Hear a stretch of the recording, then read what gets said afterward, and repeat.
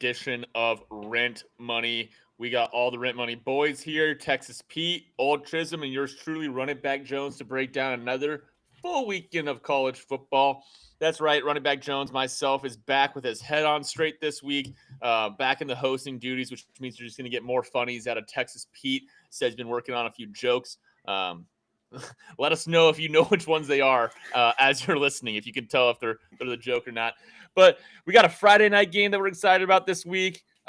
Chisholm Specialty G6 Conference. You know what it is. We got some good games on Saturdays. We are going to talk about the big-time losers from last week in Penn State. Texas is arch synonymous with failure.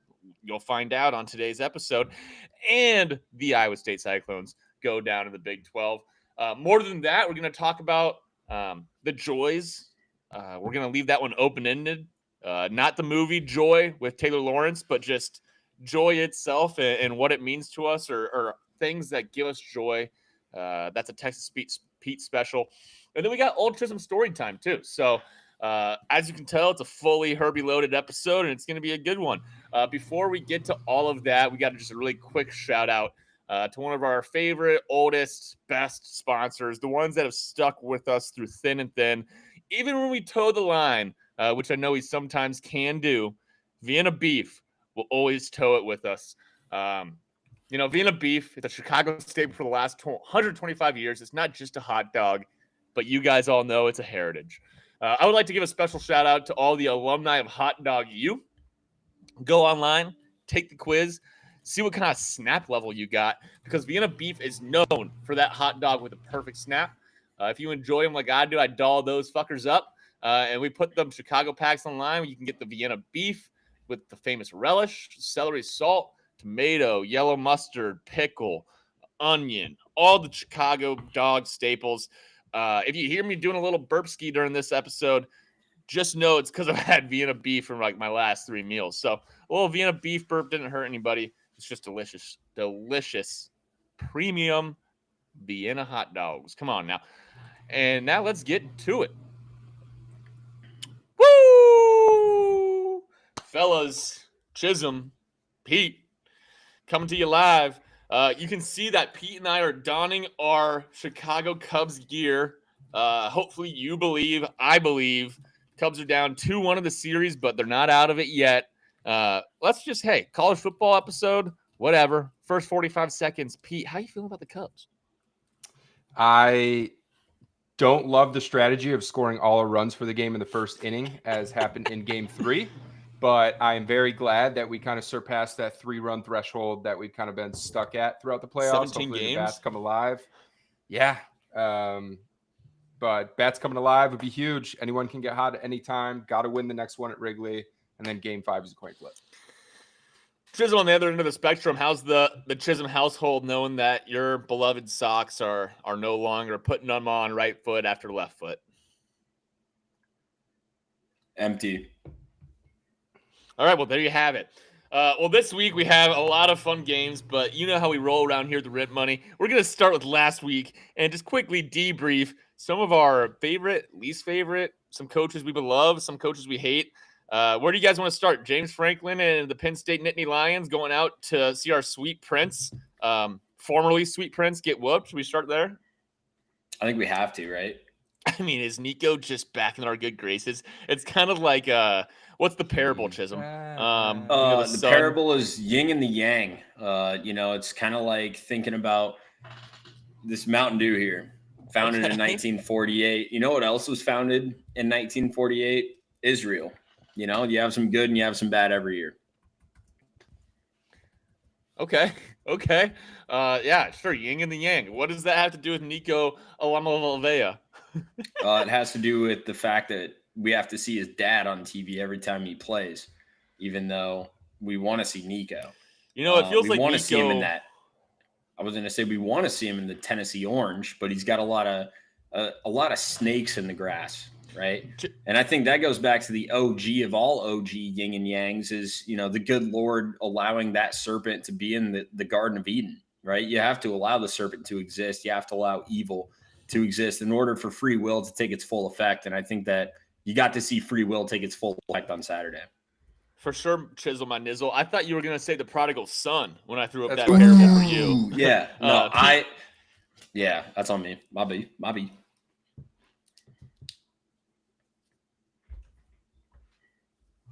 Pete's just smiling over there. I thought He's a happy camper. I mean, Pete, you might be the biggest father figure of Nico on this podcast. The only guy that can pronounce his name correctly. Nico, he first of all, 168 passing yards, 127 rush yards, 5 total touchdowns. First win of the season. The prodigal son has returned.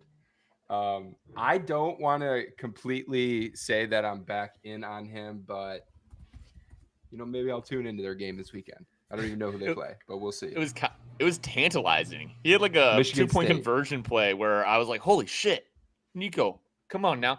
Speaking of prodigal sons, I'd be remiss if we don't bring up Jerry Neuheisel as well. Offensive coordinator for UCLA, carried off the field. Wow, just reminiscent of the moment of him, playing starting quarterback at UCLA, getting carried off the field in one of his last starts for the Bruins. Love a full circle moment. Love a Rudy moment. We only get a few carried off the fields a year, and it's rarely the backup offensive coordinator for not an unbeaten team, but a beaten team in like week 5. So that was fun to see. Maybe we flip the attention over to the Nittany Lions. Drew Aller, we talked about him extensively last week and some of his behavior off the field. Texas Pete Chisholm, what did you guys think about his behavior on it? Chisholm, kick it over to you. I wasn't able to watch this game last weekend. I was score scoping at the wedding. You know what I mean? You look down at your phone like, Totally, holy shit. totally. Holy shit. Yeah. So I think the best way I could describe Drew Aller's play thus far, not just this game, but through a multitude of games.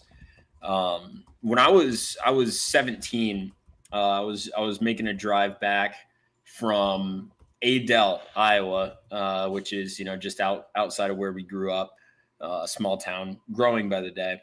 But I was driving back and I hit what appeared to be a large raccoon with a Honda Accord, and it was large enough to the point where it cracked. It put a fairly large crack into the fender of my car.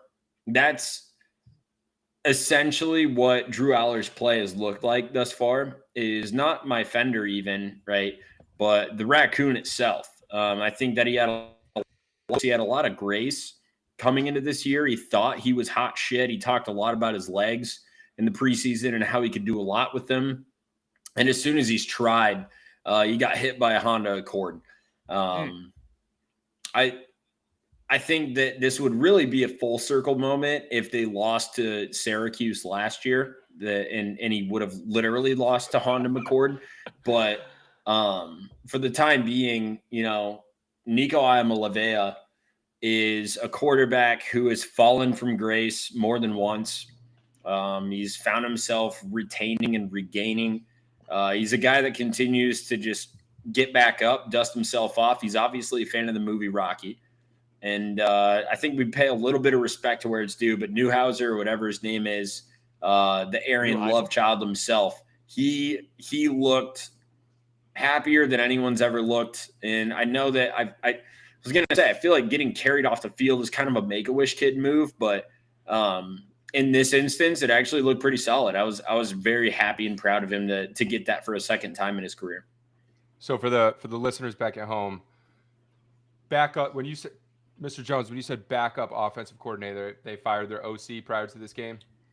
They cleaned house. They cleaned house. Their head coach got fired. I do not believe Neuheisel's been with the program prior to this head coach being hired. Everybody knows that he had the famous press conference where he got hired at UCLA, and they said, "Well, tell us about UCLA football." He goes, "Well, we're in Los Angeles, and it was a really brutal Bruins football. It's in Los Angeles." Dude froze up.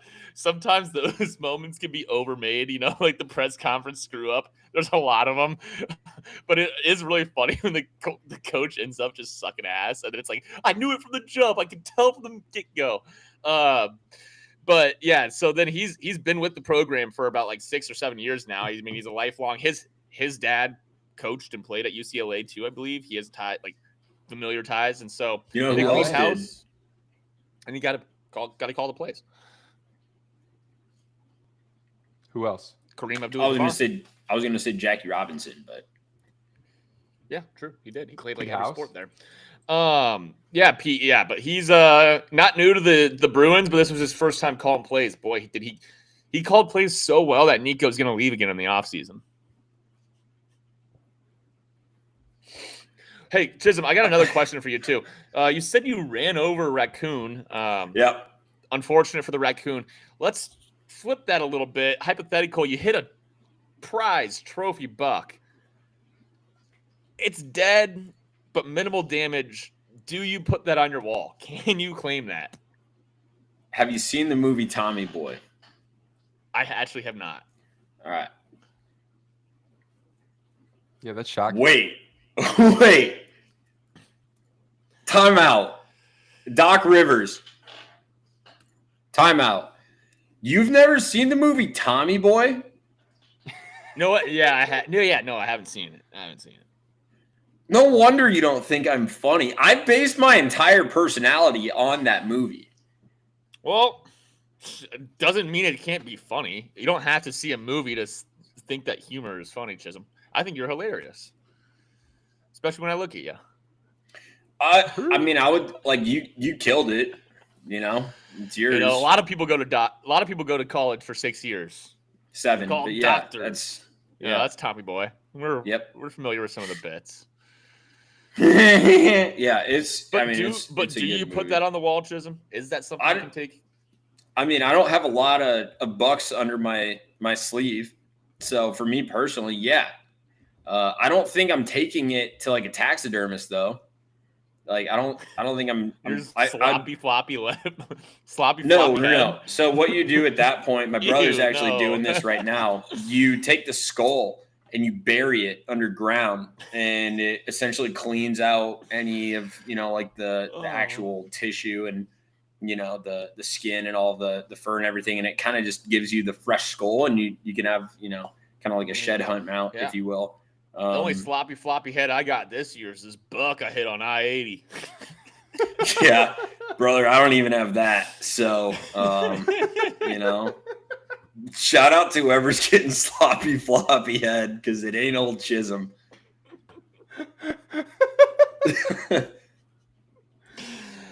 Sloppy floppy is how you could describe this Texas offense so far this season. Rough one in the swamp against the Florida Gators. Sark, Art, everybody extremely pissed off. AP #1 preseason team is unranked in the 6th week after 6 weeks of the season. The fastest in history for a top-ranked team to fall out of the top 25. Just absolutely can't lose game against a struggling Florida team. Run it back Jones guy, Billy Napier, might have bought himself another season off of this. I don't know. Lagway kind of looked decent, but where do you go if you're this Texas program right now? Are you thinking clean house, or are you thinking pull yourselves up by your bootstraps? I feel like Franklin. I mean, we didn't go much into Franklin. In some ways, I feel like Franklin last year at Penn State hit his ceiling, and there is ample evidence of that. But I also think that at the same time, Penn State's ceiling is not as high as a lot of their fan base would like it to be. It just is what it is. So, but with that being said about Texas, I mean, we recently saw what Texas can be and what they could become, which is a very mediocre program at times, especially in the Big 12. You took a chance on Arch, you took a chance with Sark, alcoholism and all. And I think that they've seen, the upside of that, but there's a lot of the season left, and they got the Red River rivalry this weekend. Long story short, look at OU, right? Mateer's maybe coming back, per Chipotle workers, and they gave their head coach, a few extra years here, and they've had some down times, and it's just not going to be perfect every year. Like Saban's level at Alabama, where it is perfect every year, just isn't really replicable almost anywhere. There are situations where you have a guy that, like Arch, you wish he was better. You wish he was playing up to like his potential and what people have told about him, but sometimes it's just not going to work out. They're 20-year-old kids.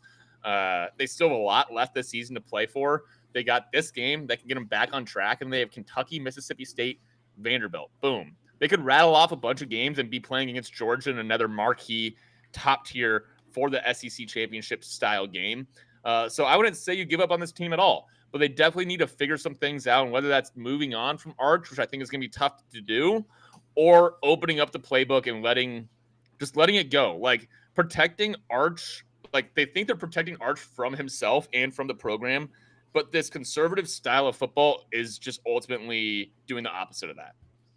It's not different from what we've seen in the past either. Like people have the same complaints about Ewers, if you remember. Like Quinn initially came out and he looked good. He looked a lot better than Arch ever has. I'll say that first and foremost. But the play calling has always been fairly conservative. There's a ton of screens, orbits, bubbles, you name it. A lot of passes behind the line of scrimmage, I feel like, for a team that should be able to air the ball out, should be able to move it down the field. And the running back situation at Texas, honestly, is something that's not getting talked about enough.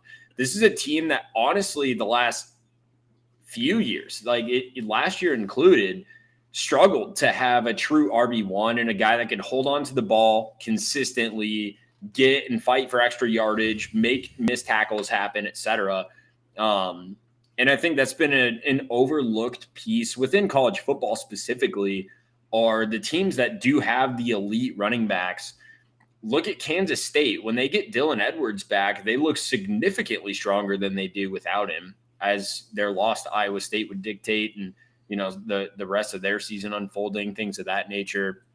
I feel like a team that has the ability to be multidimensional, like without the ability to have a true play action game, I think Texas is fucked, and we've seen that time and time again. But at the same time, he's played how many games? 5, 6, 7, Arch, including last year. Yeah, 5. like he played 2 games. 6. He started 2 last year. I still think it's very early. Like if I'm a Texas fan, I'm obviously upset at being told over the course of the last year, oh, you guys are preseason number 1. You're going to be natty contenders. You're a lock for the playoff, all of the things. But if I'm listening to outside noise and I'm making assumptions and I'm doing all these things before the team even steps foot onto the field, then that's my fault. If you're a fan and you're making all of these claims, these assumptions, we have a good team, like prove it. Show it to me. I'm waiting and I'm willing to see it.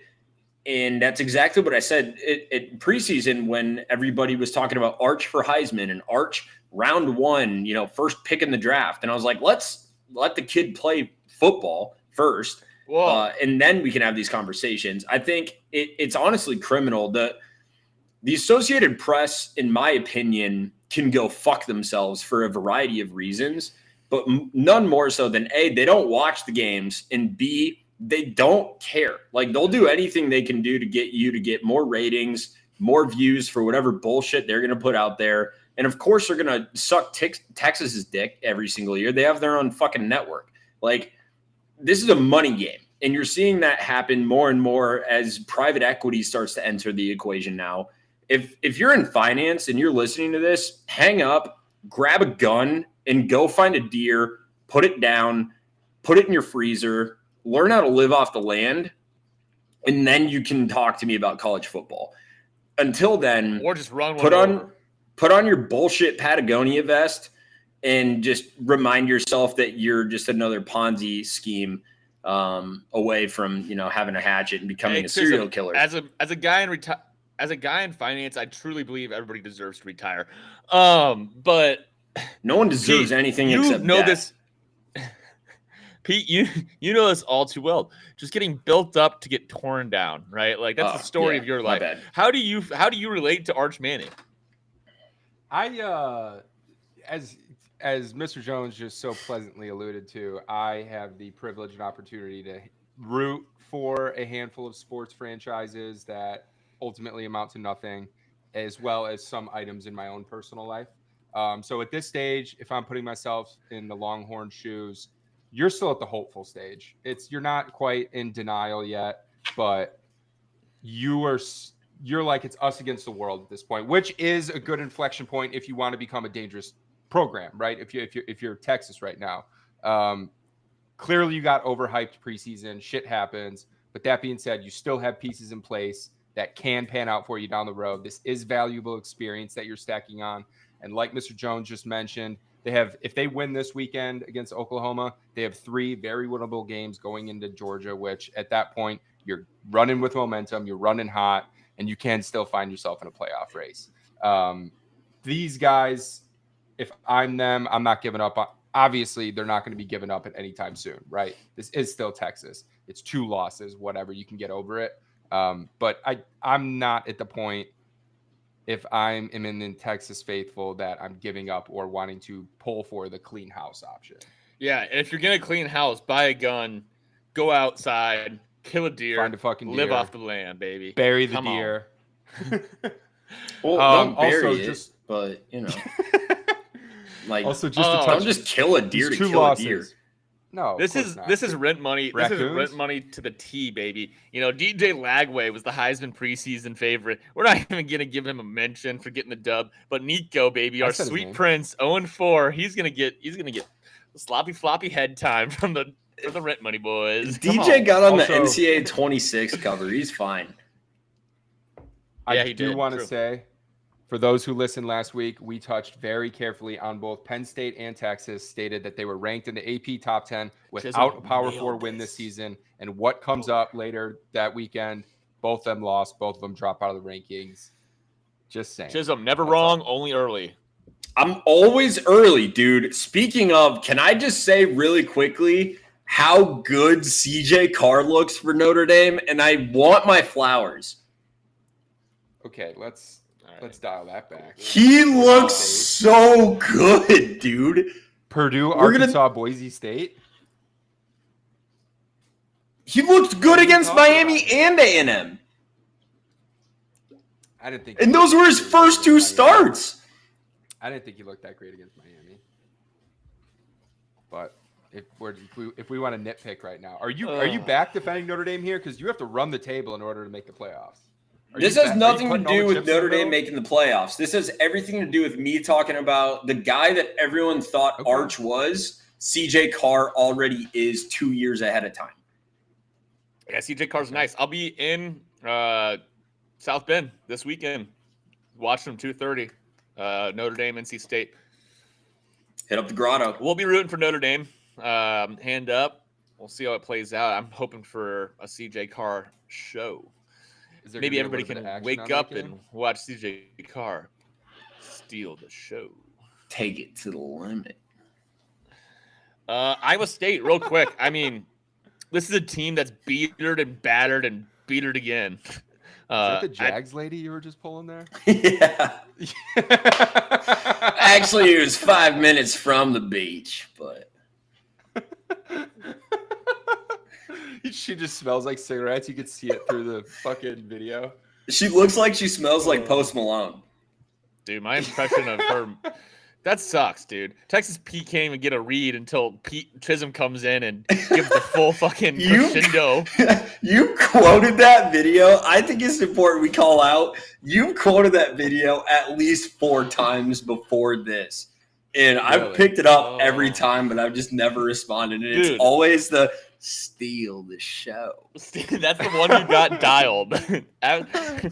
Play by the rules. You can't have a newcomer come in and steal the show. I hope she's well. Guys, I need to be better. Hand up. Haven't been my best. This offseason, aka between now and next week, we will get my Ed Reed impression, halftime impression, dialed in and ready to go. Texas Pete has a bachelor party next weekend, and I will have this ready to go for Texas Pete's party. Nothing better to get the troops more riled up than after 6 hours of drinking, and Texas Pete says 4 more guys. That's when it's going to be time for me to come in and give that Ed Reed energy. Hell yeah. Looking forward to it. Yeah, you guys will have a blast, man. It's going to be a lot of fun. It's going to be great. And how there's only one way to spend it, and that's going to be watching some college football. But I'm sure we'll talk about it next week. Yeah, we'll talk about it next week. Sloppy floppy play of the week. Well, yeah, Iowa State lost. Too bad. So sad. Big 12, it's going to be a dogfight all year. So it's going to be fun to continue to watch that conference. Texas Tech is looking hot. This. Yeah, go ahead, Chiz. It's important that we talk about how good of a team Iowa State is. This game does not at all dictate their season. I've not seen a team this banged, which granted maybe is on their strength and conditioning program. It's on the defensive end. And that's the most important end in Big 12 football, because you're already trotting out guys that couldn't make it in every conference, right? Except yours. The Big 12 is notorious for having the worst defense in any Power 4. Back when it was Power 5 even, I'd still take a Pac-12 USC defense over any defense from the Big 12. You're a fucking embarrassment to college football. Figure your shit out. It'll make a more entertaining product for everyone. But before we continue on that, Iowa State is one of the most well-coached, disciplined teams that I've seen in a long time. Do they go out and put up the most style points on the board? No, but they're going to do it in a way that is a testament to the grit, the tenacity that the people of Iowa have. And it's in a way that's completely different from the University of. This will forever be a Hawkeye State. Don't get it wrong. I'm not here to, hand a torch or a baton or anything of that nature, but I will give respect where it's due to little brother.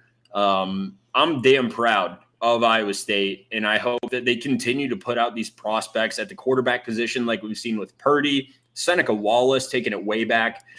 He obviously didn't pan out very well, but the run, what a play. Big fan of that one. And Cy. I think Cy is one of the most underrated mascots in all of collegiate athletics. There, I said it. Yeah, Anything all right, else? good for Cy. Do you want to start talking mascots about college athletics? Because I got my rankings. I know you do. I've heard we them. did this segment last year. We did both rankings for fake mascots and real ones, so we can do this again. No, let's get into Friday night. Friday night football. It's not meant to be played between Ohio State versus Texas, right? It's not meant to be played Penn State versus USC. Friday night football is for the little guy. It's for your Joe Schmo who Texas Pete, his former head coach, smacking little kids around, sophomore year of football. Jonathan Gannon getting fined. Tough guy Texas Pete thinks that's soft shit because, he had tough guy Tony coaching him up on Friday nights. But the other guys that are playing Friday night this week are USF versus North Texas with serious considerations for the G5, the G6, whatever you want to call them. Play of the week, incomer of the week. These are the Boise States of last year. Lots on the line, baby. Who's going to get into the college football playoff? We might find out Friday night. And if that doesn't get you juiced up, then I don't know what does. 100%. If your circle isn't discussing the Mean Green out in Denton, Texas, you need to find a new circle because these guys are fucking electric. They're facing off with the USF South Bowls. Come on. USF already 2 ranked wins on the season. Boise State and Florida earlier on. I know neither of those programs really panned out, but still, if you're a G6 school, you put up 2 ranked wins on the season. They're 24 in the AP poll.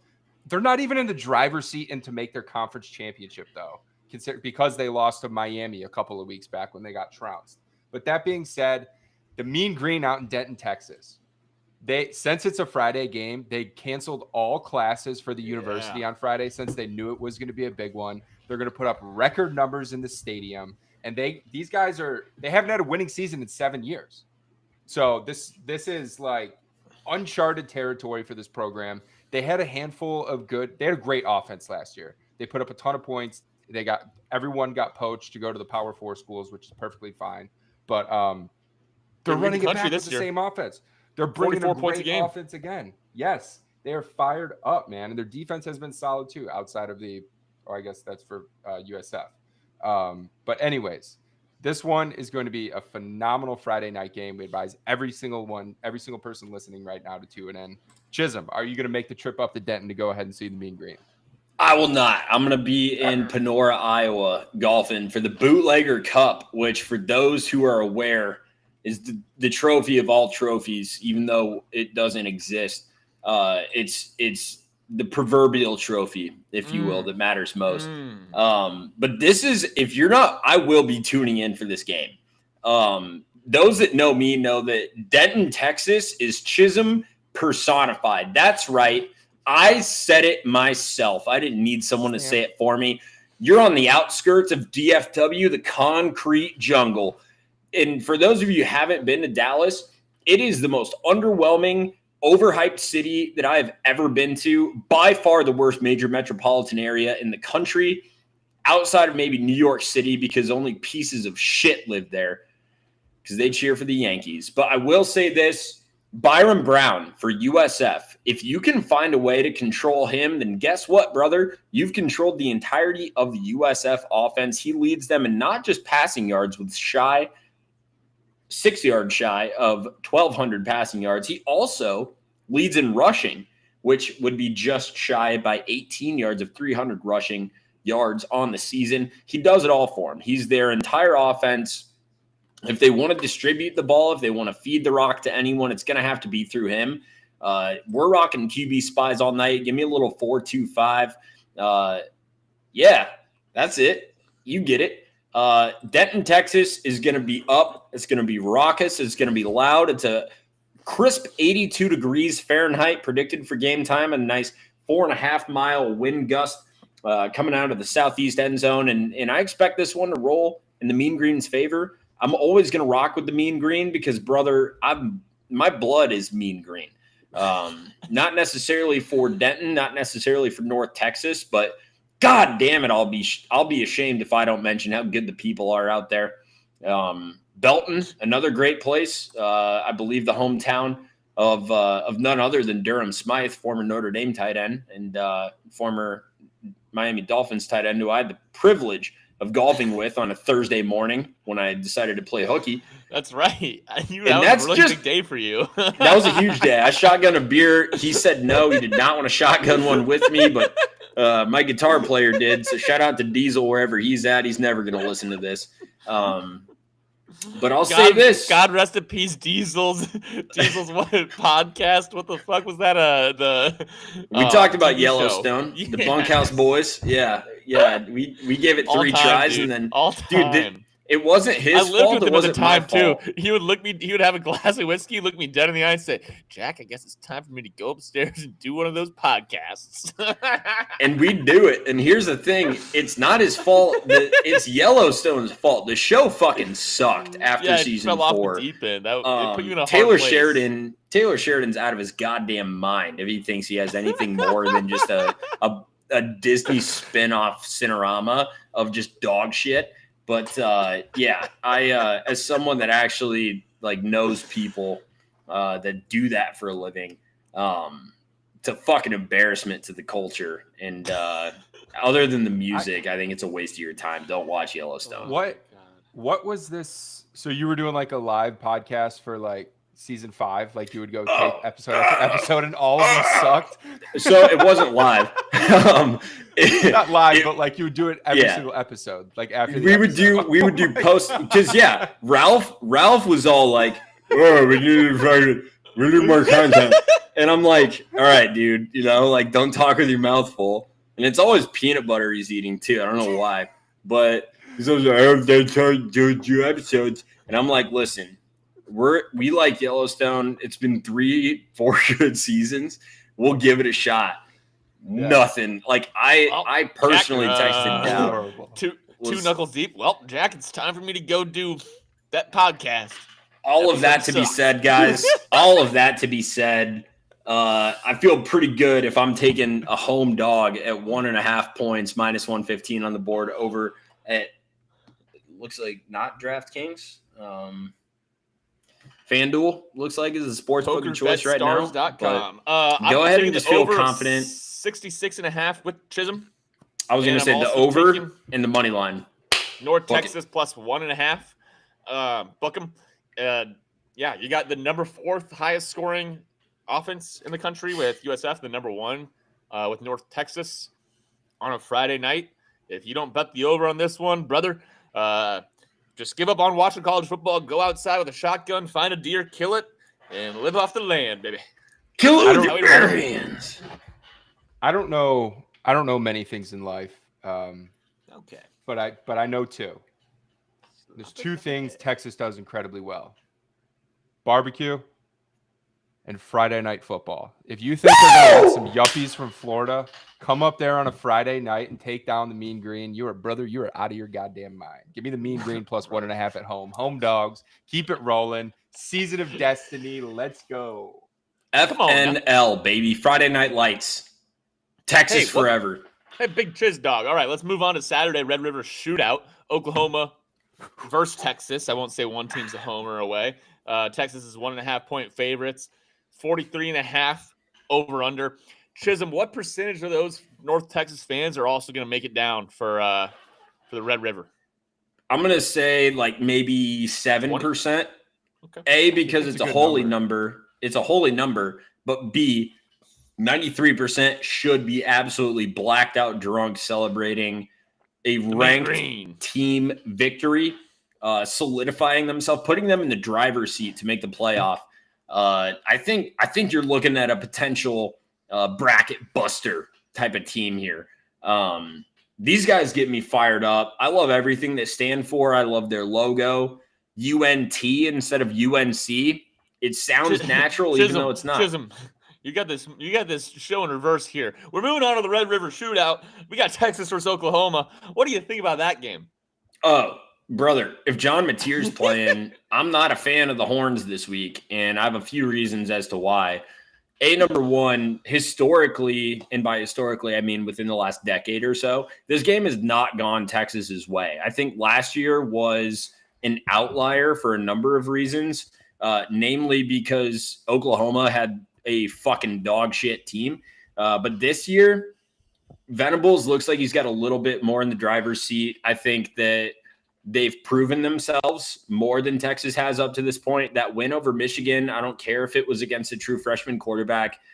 He's been talking out of his dick hole for the entire offseason and after every game he's played for whatever reason. I do want to say really quickly, I think Bryce Underwood is one of the most overrated true freshmen or prospects or whatever you want to call them in the country. And it's a perfect fit for the University of Michigan, which is one of the most overrated blue blood programs in the country. Call me when they win anything without cheating. I'll wait. True. In the meantime, this game in particular, I think it swings back Boomer Sooners' way. I feel good about Oklahoma's defense. I feel really good about John Mateer over Arch Manning. When it comes to these types of games, I always try to think about if the ball is in one of these guys' hands and they have to go down the field and make a drive happen in order to win the game, who is it going to be, or who do I feel more comfortable having the rock? It's 100% John Mateer. He's back. He's healthy, supposedly. Shout out to the Chipotle workers in Norman, Oklahoma for that insider info. Even if he is like at 85, 90%, I still take him over Arch, who's still honestly learning about the speed of the game. He has not seen this level of speed since probably he was playing in the yard with his uncles. Cool. He did not see this level of speed in high school. He's adjusting, don't get me wrong, but he needs to adjust a hell of a lot faster in order to go up toe-to-toe in a rivalry game that means as much as this one. Give me Boomer Sooner. Yeah, dude, they have so much riding on this game. I mean, not going to get too much into the gritty, nitty details, but 49-0. Yeah, sloppy floppy. That was a sloppy floppy game for Oklahoma. They lost 49-0 in 2022. Breaking news. Had the good win in 2023. It's a close one. 2024, 34-3. We were talking about Sark, not even on a hot seat watch, but just, how people feel about this season and the way it's going. Venables, Mateer, everything's riding on this one. You guys know I like to fire from the hip and just talk about these games with platitudes of, just, hey, this team wants it more. But sometimes it's fucking true. Some teams do want it and need it more. This is OU's year. They have everything riding. Sure, Texas's back's against the wall, but still is OU's. You can't lose 3 of the last 4, 2 of those being blowouts. They're going to be more dog hungry than anybody ever has been for this game. Mateer, Chipotle worker, he's going to be okay. Either way, I don't see Texas scoring more than 14 points. I don't think they can against a truly well-coached Venables defense. They don't have it in the them Ohio right State now. game. Ohio State played the most conservative, Julian Saint's first start, right? Like, and they've opened it up since then. If they played that game again, I think that like we've seen Julian Saint taking steps forward, and they're opening up the playbook. I think he's got 13 touchdowns and 3 interceptions at this point. Now, Arch, we still have not seen the playbook get opened up. I think that game, the gap has shifted between those two teams, even than what it was on week 1, which isn't a good sign, obviously, for Texas. But I think that Oklahoma could approach this game basically the same way Ohio State approached that game, but with a more mature, capable quarterback if Mateer plays. And the line, the line hasn't been moving at all, Chisholm. The rumors are out that he's playing, maybe he's not. Either way, Vegas is basically saying, fuck it. It doesn't matter if Mateer plays or not because Texas will not be able to score on this OU team. To the man they call Texas Pete, I'd love to hear your thoughts. Yeah, so I think Texas's offense looks nothing like that of the University of North Texas Mean Green. And 100%. We're just going back to them. I'm kidding. And this is what I like about the Mean sloppy. Green on Friday night. That's what I was going for. I think it's going to be a slop fest. I got burned last week when I took Texas's team total over 20. Not a slop fest, but I just don't think it's going to be high scoring. The total's at 43.5 points. And I love a good defensive matchup in this game. That'd be great. You know what I mean? I think this Oklahoma defense is going to be legit. And I think that's exactly what you don't want to run into if you're a struggling Texas offense. And that's just kind of bad timing. Call it what you want to call it, what you will. Have you guys confirmed that Mateer is playing? I've seen him listed as questionable on Wednesday's injury report. So is that just pure optimism riding that he's going to play and rally? Because he's 17 days removed from surgery on his throwing hand. I mean, this is literally message board Mike, over here talking about Chipotle this, Chipotle that. But, John Mateer's in line. This is a story that's well covered. It's not breaking news on Rent Money. It's that salacious goss. But John Mateer's in line to get his Chipotle, as college students do, as does running back Jones, too, on an occasional Tuesday for lunch. He does. He does. Always get what's that little good stuff there? Barbacoa? The barbacoa, stick away. Stay so far away from the barbacoa. Oh. Do not go barbacoa. I don't eat Chipotle, but to you and yours. But long story short, he's in line. He gets asked, "Hey, John, you playing?" John gives him a very, very sturdy, "Yeah, I'm playing this weekend, buddy." Like, it's a Red River Rivalry. What else would you say if you're in that position, though? Nah, man, I'm not playing. We'll see. I guess. I think that's a cliche. We'll I don't know, man. We'll see. Yeah, maybe. I hope to be able to play. We'll see. Maybe hoping to get there, or a hard no if he's not planning on playing. If you're truly questionable, dude, I don't know if I'm gonna make it this weekend, but I hope to. We'll see. We're trying to. Nah, dude, he's coming in there. I heard he got double meat, double bowls. Carried him out with both hands above his head. Said, "Look at this. Look at this. Look at me twirl him around like I'm a Circus Olay." Double meat. That's what John Mateer did. Yeah, that's that NIL money talking. Dude, if you had NIL money, you walk into fucking goddamn Chipotle to get your just normal standard lunch, you better buy the bar Chipotle. Everybody's Chipotle is on me. You're getting paid $1 million, dude, maybe more, to go walk around campus with a big swinging dick, dude. You better let people know you walking to Chipotle, they're getting their bowl for free. It's like that. Come on, it should be. Would you eat at Chipotle ever if you had $1 million walking around on campus? For sure. Yeah, dude. What do you mean? For sure. Yeah. You think you eat steaks every single meal? I'd have a private chef at that point. Dude, he's a 21-year-old. He probably has half of it in escrow. I would hope so. Maybe more. There's no way it's all liquid. Either way, you're walking in Chipotle on me, fellas. But no double bowls. I got to be frugal. Cheese quesadillas for anyone in the building. Yeah. No guac. No guac, guys. No guac is right. Any other thoughts on this game? I got to play on it. I think coupling with the fact if Mateer does play, although it's still unconfirmed, they're probably going to be a bit conservative of him, especially early on. Test him out, see what they can do. Run the ball a little bit more. Texas's offense is just kind of floundering until they prove me otherwise. I'd be happy to. It'd be fun if they kind of turn that thing back up. But for a sloppy floppy play of the week, First half under 21.5. Testing the waters, see where it lands, and then you can kind of, turn it up in the second half if need be. But I kind of like the line right there. I would only play it above that 21 number. I think this game means more to the state of Oklahoma than it does to the state of Texas. I know that they just got their NBA championship. I know that Shea is there. I know that they feel pretty confident about the boys in blue when it comes to playing on the hardwood, but the university needs this one, especially after the poor performance for them in the playoffs from their softball team. I believe it was them, unless it was Arkansas. Team I'm getting confused was going with for like a 5-peat. Yeah, I think they shit the bed too. So I think this one means a lot, especially after the embarrassment that they would have experienced last year. I don't know.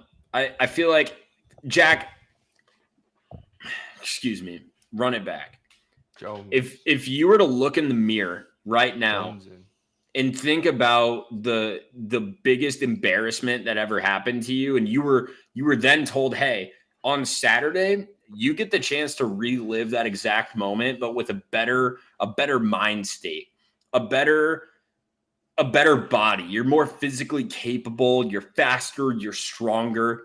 And at the same time, that level of embarrassment, most of my embarrassments are of the mind, not of the body. The body's always been there. They call me Big Body Bones, Big Body Jones. Don't get this confused. Never been a problem. I'm more so saying if given the opportunity to relive, a matter of the mind in which the body is more capable. 2020 hindsight. There's a lot of them. Probably 30 come to mind right off the bat. But that's okay. 30. One's not more embarrassing than the other. They're all just equally very embarrassing. And that's just what I live with every day. As a self-loathing Catholic, Chisholm, we were born this way, born with original sin. Born a sinner. You're not a self-loathing Irish Catholic, Chisholm? I'm the self-loathing Irish Catholic, brother. All right, that's what I thought. All right, okay. But yeah, I don't really know what the end-all be-all of that one was, but you live and you let die. That's what James Bond did.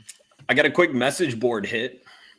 This is some breaking news following the note that Bill Belichick is supposedly fully committed to North Carolina football, but a certain Tar Heel wizard. Sounds like phone case you have there, Chisholm. What was that, dude? Well, duck camo.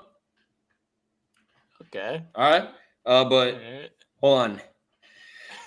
All right. That's I think the first time a sneeze. That's great. Is that audio. the first sneeze? That's good podcasting. First sneeze on the pod. Is that the first sneeze we've ever had on here?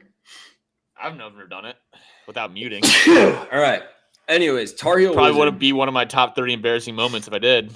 No, it wouldn't. You're a better man than I. Tar Heel Wizard 49 minutes ago. If UNC fires Coach Belichick, which we now know they won't, but here's where Chapel Hill is sitting on the matter, or they part ways just after the season. UNC needs to overpay Marcus Freeman to become the next head coach. He is 39 years old and can both coach and recruit. Unless Notre Dame joins a football conference, they could more likely be looking on the outsider rather than the inside of the CFP, including this year. He then goes on to list multiple sources. This has been downvoted 6 times more than it's been upvoted. Here's the thing, Chisholm. I don't think it's worth discussing, but I do think it's worth acknowledging gotta be a how Russian dumb, bot, dude. That's got to be a Russian bot. It's worth acknowledging how dumb North Carolina football fans are. They need to stick to basketball. The Russian bots have infiltrated college football, and they're going to continue to infiltrate the demise of America as a society. 2, how old is Marcus Freeman? 38, 39? 39. I just said that. Well, only the best Notre Dame football coaches. Okay, he's at 39. Point being, Newt Rockne only lived to 43. So you got 4 more years left, maybe, for him. That's because you love trains. And we all know trains take at least 10 years off your life. If you love trains, you die earlier. We all know this. It's science. Dude, Newt Rockne died in Bizarre, Kansas. Didn't you know that's a place? Bizarre, Kansas. He hated Indiana so much, he left to go to Bizarre, Kansas to die. I mean, Indiana's... It's called Bloody Kansas for a reason. How did he die? Do we know? He got hit by a train. He went down on a plane in Bizarre, Kansas. He didn't choose to go down there, but he did go down there. Yeah, damn. Some of the best crash? of us have Dude, some of the best of us have died in Buddy plane crashes. Holly, plane crashes in Jim the Croce, early day Leonard was Skinner. crazy, dude. That's why they took the trains. Marshall, Oh my God, We that's Are too good of a Marshall. joke. Yeah, We Are Marshall is insane. The Wichita State 1971 football team. Who was the guy that stole all that money and then disappeared? DB. Yeah, DB Cooper. DB Cooper. Cooper. There you go. Yeah. His plane went down. I think he just jumped out. Yeah, that's what they say, but I think it just went down, dog. That's a whole I different think it also went podcast. down though, because then anyways. We'll can do catch that next on episode. the Bunk Boys. Yeah, the Bunk Boys episode can break 4. that one down. Bunkhouse Boys. Bunkhouse Boys. Don't get it twisted. Go look it up. Just scroll down like It's a in lot there. from where It's you're in listening there. right I now. actually Yeah, will we're have there. to go back. And we genuinely tried. But Taylor Sheridan made that dog shit of a product season 5 that I couldn't even watch it anymore. I've yet to finish Texas season Pete, 5. they had to they brought on a guy, dude. It was floundering after a few episodes. They had to bring on a guy that his name was Machete. I'm That's still his name. friends with Machete. Machete gave me these boots that I'm wearing right now. These are brand new to Covis. I just whipped Bunkhouse that off Boys of my stay foot. together. Wow. I'm still friends. Don't with talk Machete, shit too. about Machete. He's the pride of This- Spirit Lake. This isn't even talking shit. That's a cool name. When right. when shit All goes right. down, you bring on a guy with the name Machete and just hope it gets better. I'm done derailing. I've had my fun. That was good fun. Well, guys, it might not seem like it, but we have the game of the week here in the Big Ten. Indiana at Oregon. Oregon 7.5-point favorites, 55.5. Indiana obviously survived a thriller in Manila with Iowa. Not Manila, but Iowa City. And Oregon just keeps running. I mean, Dan Lanning and Chisholm, what do you say? Dan Lanning and somebody else and myself will make a love child. But this is going to be a good game. Yeah, Dan Lanning, Ron Livingston, and myself. Or maybe I'm the love child of Dan Lanning and Ron Livingston. Wouldn't that be a gem? Yeah, Indiana at Oregon. We're at 50 minutes into the pod. If you're still with us, appreciate you. And let's just rip this one.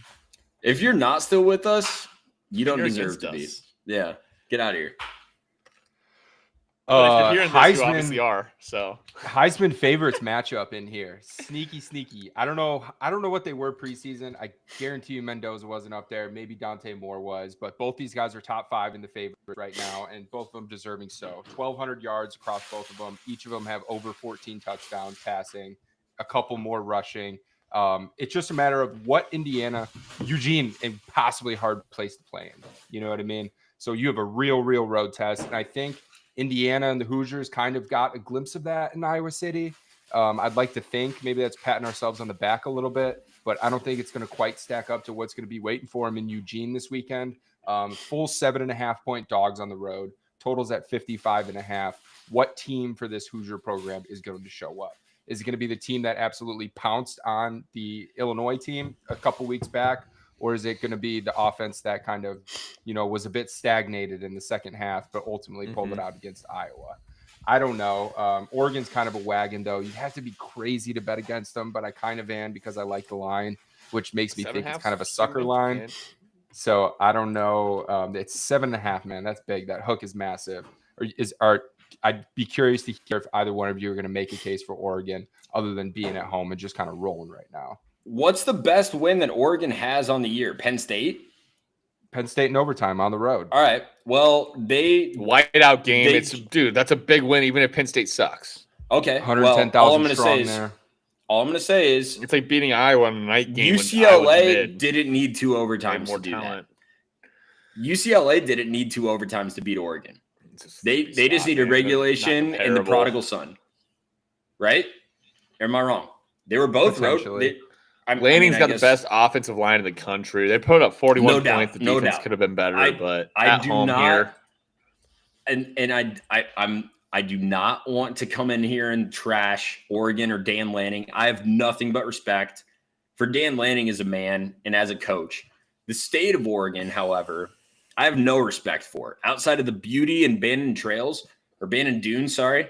What do you got? Where's the disrespect Portland? from Chisholm? Portland? I'm kind of with him here. what is happening in Oregon that I should give two fucks about, other than Dan Lanning as a man? Nike? Yeah. I was an Adidas kid growing up. Weird. Not because I'm I with wanted to be. Adidas. Dude, Not 'cause I Chisholm wanted walked to around be. and go, Adidas. I went around like this. A1. My mom didn't want us having Nike Shocks because she knew our feet were growing, and they were an expensive shoe that we did not need to have at the time.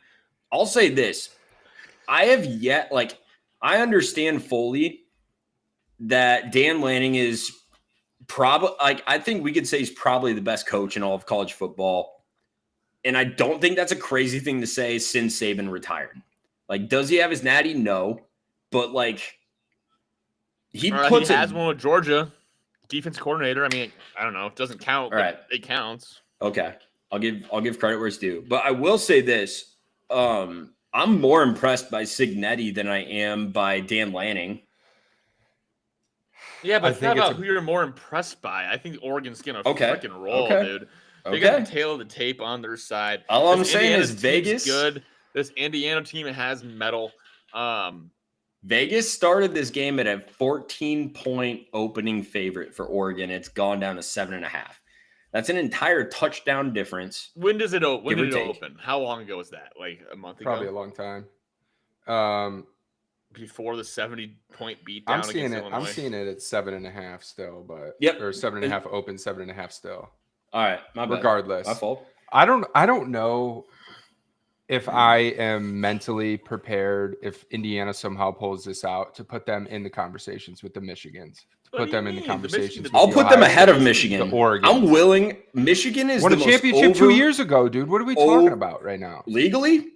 Are we talking about programs or are we talking about teams, Pete?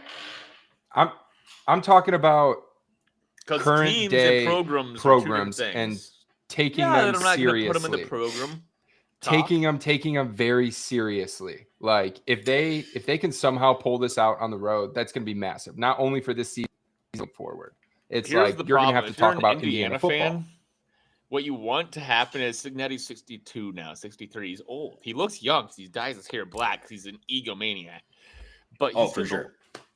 You almost want like a year or two of like really good, but maybe not great. You don't want any good job openings to pop up either. And then you just trap him. You trap him hard. You know, you get him in there like a little raccoon, like Chisholm ran over earlier in the episode. And then he's stuck there because all of a sudden he's 65, 66. Nobody wants to hire this guy away to come coach whatever program you come up with, right? Like whether it's Sharon Moore leaves Michigan or Franklin leaves Penn State or any of these other teams where you could see Cignetti. Wait, this guy's 65 now. Is this really the guy we're going to go with? We're maybe looking for more of a hot Dan Lanning type, you know? But Sharon Moore's not a coach. You're going to try Sharon Moore's a guy. figurehead. Like, okay. Without Harbaugh, Michigan's nothing. Just boys talking sports. Pete, you riding with Indiana? I'm either going to look like the smartest guy in the room or I'm going to be the fool.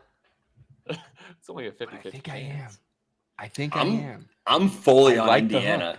I like the hook. I'm so in on Indiana, and they simply know how to win. Like this is it does not matter if it's a close game. If they want to blow you out, then they have the opportunity to do it. They will. Fernando Mendoza has been one of the most impressive players in all of college football that no one wants to talk about, but it's time that he gets his flowers. He was impressive last year. He took this team to a playoff. Like, we're talking about Indiana. Who? Mendoza? He wasn't the starting quarterback last year. Oh, yeah, Rourke. My bad. Year. I thought Mendoza got some games. Did he not get some playtime last year? No, he transferred in. Where did he come from? UCLA, no? Or am I making that up? That's he kind of feels like a Rourke, though. I feel like I've seen this exact player before. Cignetti's got a type. Here we go. Yeah, we're showing our ass here on this one. Come on, Wi-Fi. All right, Chisholm, filibuster, please. Filibuster, yes, sir. The new Bonsai Burger. It's actually not Cal, new, not UCLA. Right. Cal. Very similar. Cal. The Calgorithm last year. The Calgorithm. Yeah. All right, breaking it down some numbies here. All right. Give us the Fifth-ranked numbies. offense, Indiana. Seventh Kyle ranked Schwarber. seventh-ranked defense, Oregon. Both these guys just phenomenal rushing yards per game. If Indiana's going to be able to run the ball effectively, I feel like that's going to be massive for the 7.5 point spread. Their fifth rushing offense, averaging 267 yards per game, and that's probably the only chink in the Oregon defense is they let up 115 per game, ranked 39th in FBS. No pun are they going to intended. be able to run the ball? Is Mendoza going to be able to step up and do what he has shown across 2 big games so far this year? I'm going to be taking the hook 7.5. And I guess Dante tougher Moore, to play. UCLA transfer. There you go. So you got the UCLA. Hey, There this it is is. like college football. All it is just like connecting the dots. You got UCLA versus Cal because both these guys get recruited in the same system into those California schools. They're both. What do we say? Never wrong. We're just early. Never wrong, just early. I'm riding with Dan Lanning. That's just all I do on this podcast. You see Oregon on the slate. I'm just going to pick Oregon. Usually works out. Is this another Not always, under spot? Usually. I feel like all of the other, unless Yes, it's like I think an it is. SEC Chisholm. game, 55.5 is really high.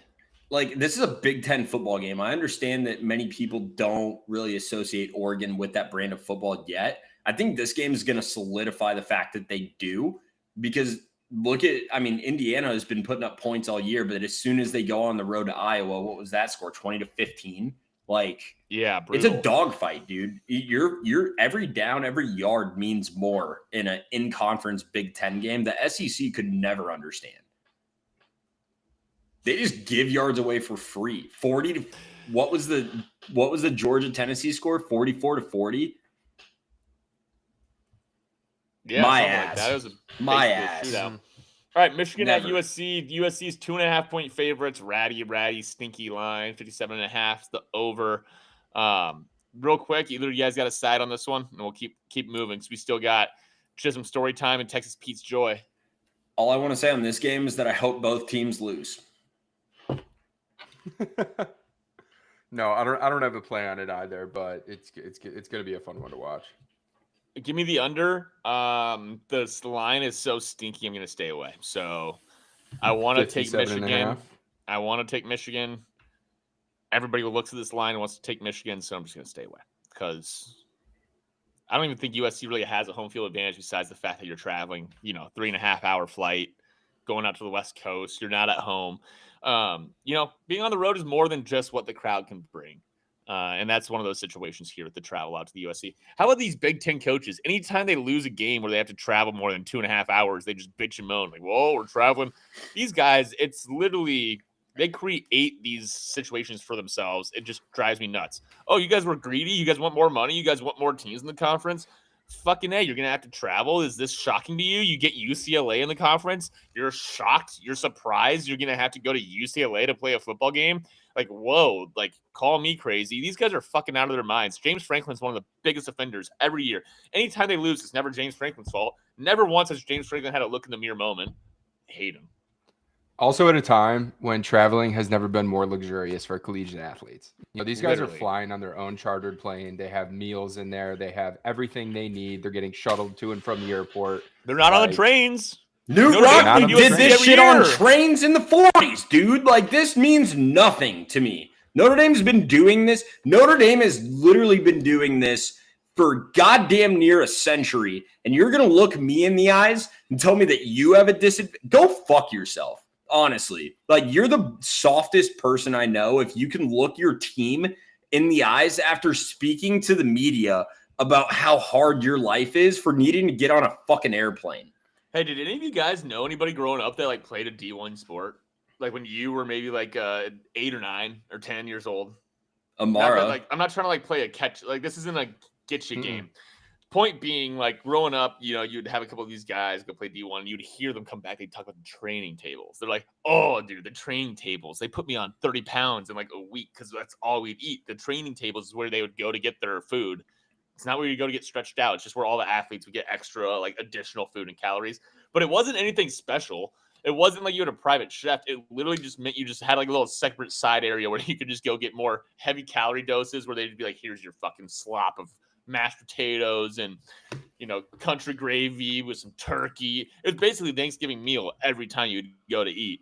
And that's all the training tables were. Nowadays, I don't even know what these guys are doing because I think they have them on such specified, like rabbit style food plans. It's actually insane. But yeah, growing up, I just thought, being a D1 athlete meant you just got like copious amounts of food. Not like there wasn't already all you could eat buffet service in college. I thought you could only get that if you were a D1 athlete, just going in there and fattening yourself up. But I always thought of like Augustus Gloop just sitting there, just fucking munching on everything, Yeah. Winner, chicken dinner. All right, guys. We covered 3 games. We did our best to get through it, but we're a bunch of chatty Cathys. Call us Kathy. Chisholm, why don't you give us a little story time, huh? Yeah, I'll do this one a little quick. I've been derailing this episode like nobody's business, but derailing it. Good thing you weren't on Newt Rackney's team. I want to say the amount of train puns I like to throw out. I'm glad you're picking them up. So for those of you who are in a fantasy football league of any kind, this is a fun little shout out to you. This is one league in particular. I'm playing in only 3 this year. But this one league that I'm in is with a group of buddies that, I had the pleasure of being in the same fraternity with, went to school with, good group of guys. And our commissioner this year had an idea that the lowest scoring team from the week prior would front the parlay, of which we would throw $10. That would, that's on them. They got last place. It's on them. But each member of the league would then throw out a leg or a pick for the parlay itself. And we started this tradition this year, last week being week 5 for the NFL. We found our way to the cash cow quicker than most would think. I want to go ahead and read off to all of you this 11-leg parlay that was thrown because one of the members of the league is a greedy bitch who does not understand the prospect of sportsmanship, and just said to throw Dak Prescott for anytime touchdown because he's a Cowboys fan and a fucking loser.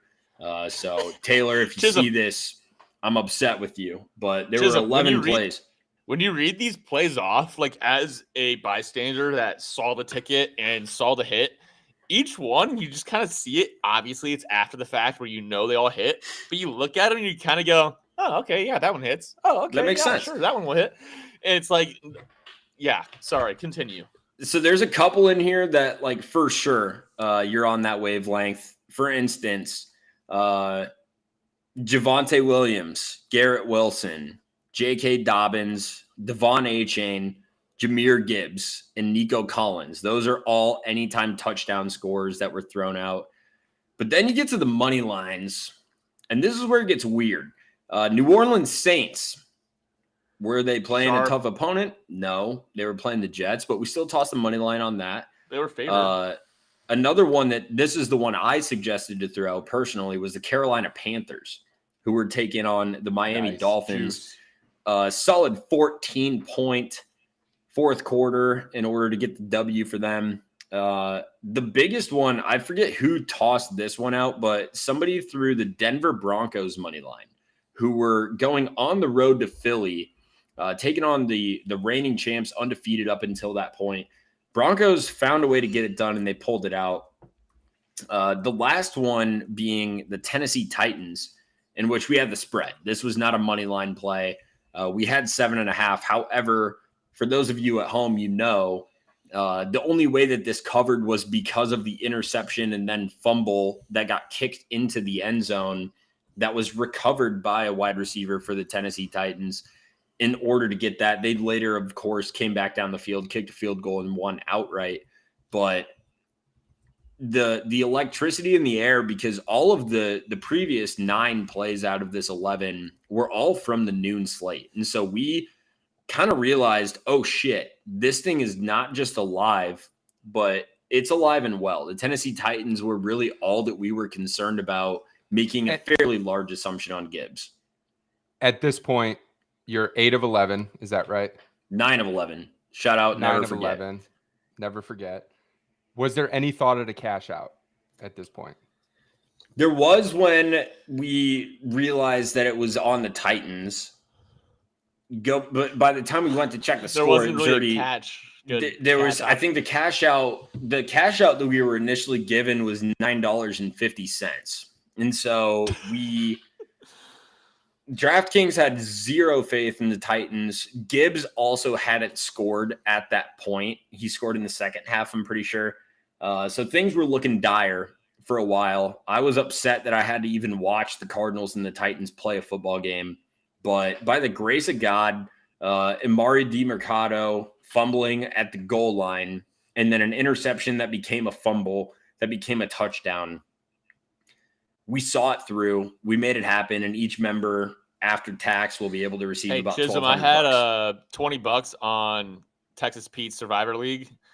Could I get $20 just knowing that was your success and my loss in his Survivor League being on Cardinals?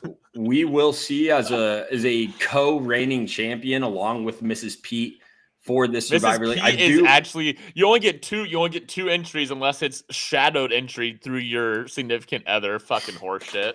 But Mrs. Pete is a certified go-getter. Look at his face. She is an absolute stallion, and she's a sharp. So I think it's time to give credit where credit's due. I've never seen Mrs. Pete and Mr. Pete put the same team in the same weekend, huh? All right. I've also, and I'll take it even a step further, I've never even met Mrs. Pete. So I can tell you for a fact that she's got it going on. She knows ball, and she's a sharp. So, credit to where credit's due. We'll did survive though. We took the Detroit Lions. So I'll continue to rock this thing out, and I'll see Mrs. Pete when it comes time to splitting the pot once again. I'm happy to do that. Yeah, I mean, and that's Mrs. my story. Pete has made it further than me in Survivor every single season. I think this is my best success, and I got out in week 5. You had the Chisholm, that cards was an too. Absolute. I had the Rams on Thursday. That was ridiculous. Crazy move. Yeah, that was a horseshit loss. We're all happy for you, Chisholm. That is a sweet win, huge win. Killer. This actually leads me into also a Texas Pete-ism here. You guys had to withhold out of the $20,000 you won, $6,000 for taxes. Texas Pete has some really good thoughts around taxes when it comes to gambling. I've seen him put it succinctly into text. Maybe he can do it verbally. He's looking at me like he doesn't know, but I can maybe talk about it for him. He's put this into my head. Grease it on a little bit. Get it you go to work, you work hard, you bring your your lunch pail, your shovel, you do the good work, you're gonna get taxed. You come home with 70% of what you put in. Yeah, so you get taxed on the money that you make through your job, your salary, right? Income tax. You get taxed on every wager you place in the state of Illinois. There's a 50-cent tax for our Illinois listeners. And you get taxed, if you're fortunate enough, on the winnings, which is just absurd. We need to have our own FanDuel tea party or some shit like that, sportsbook tea party, because this taxation is just ridiculous. It's like best case scenario, you get taxed that $6,000 or something like that. Yeah, the one time you win, you're gonna get taxed out the ass. It's like I don't get tax relief on my losses. You should. Yeah, God forbid the government does anything to actually help citizens of the country. I remember there was once a time where we overthrew a tyrant government over a 3% sales tax on ink. Yeah. Some things that I think used would to be nice America. if the government helped us out, Chisholm. Maybe they could give us health care. Maybe it'd be awesome if they could help you out with school. No, I'm just gonna try and get Chisholm riled up here. But I have no problem with those things. Nice. They obviously, but like all I'm saying is, we entrusted them to deal with the roadways and the infrastructure, and how did that turn out?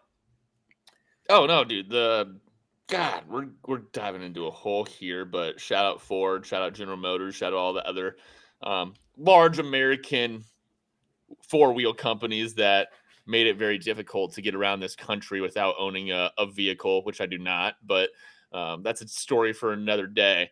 Texas Pete, on the flip side, you wanted to tell us a little bit about some of the joys of life. Some of the besides winning a $20,000 bet, there's other joys that are out there. That's a pretty damn good one, and I hope that I experienced that joy this weekend because it's a big weekend for me. Life is pretty freaking cool, man. It's pretty freaking cool. You're bouncing around weekend after weekend. You're going to some friends' wedding. You're going to visit some friends. You're going on a trip with the missus down to the beach.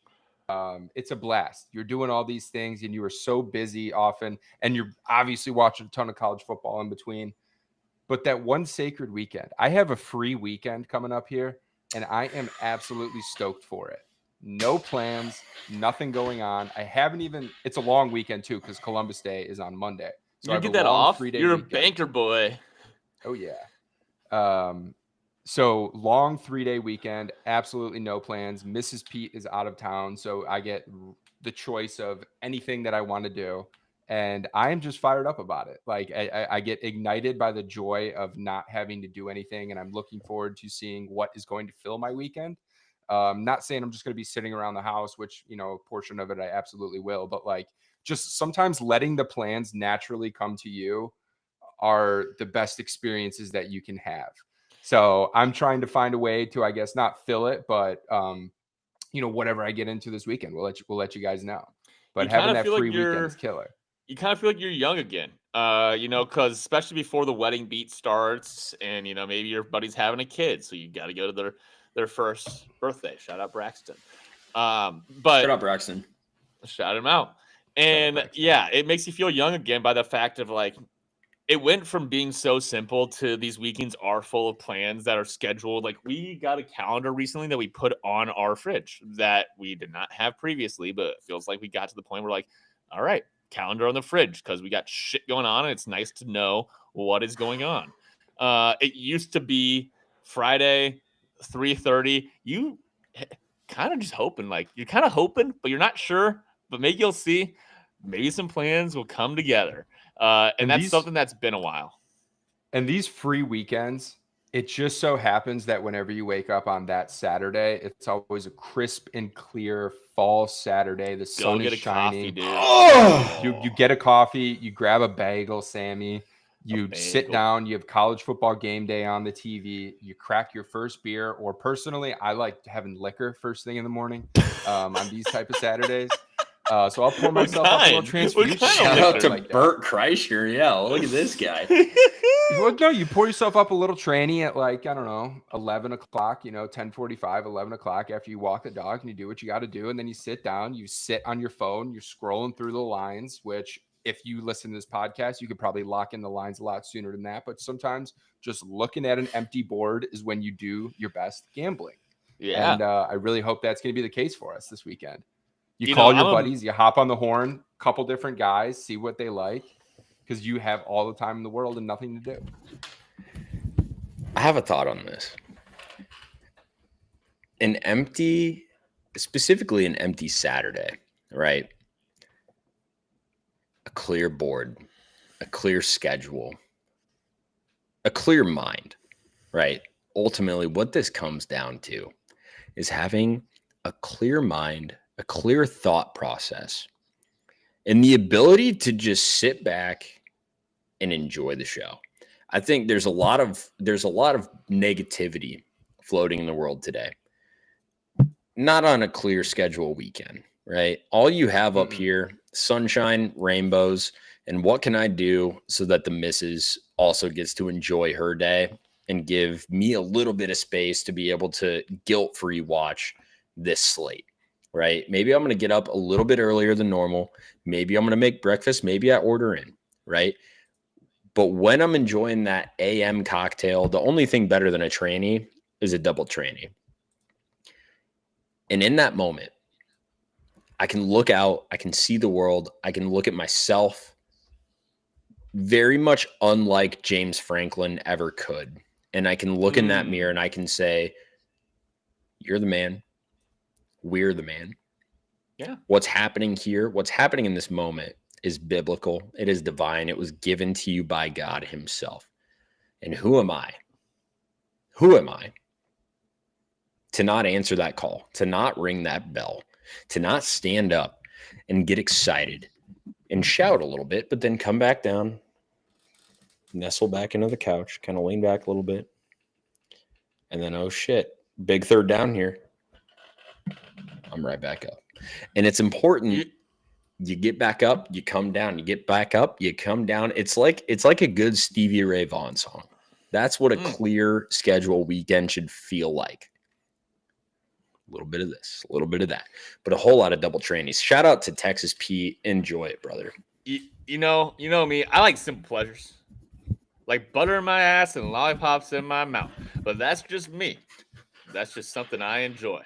Call me crazy, call me a pervert, but there's one little thing that I'm going to do in this life, and that is I'm going to make $1 and I'm going to make a cent in this business.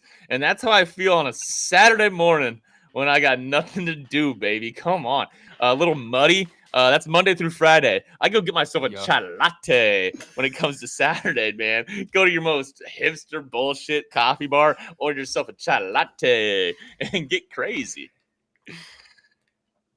Caffeine buzz, first thing you got to do on these type of days. You got to get up on the caffeine. You gotta have some sort of grease in you. It's got to be bacon or it's got to be pork sausage. I like the pork sausage. Bacon can be a little bit of a messy process.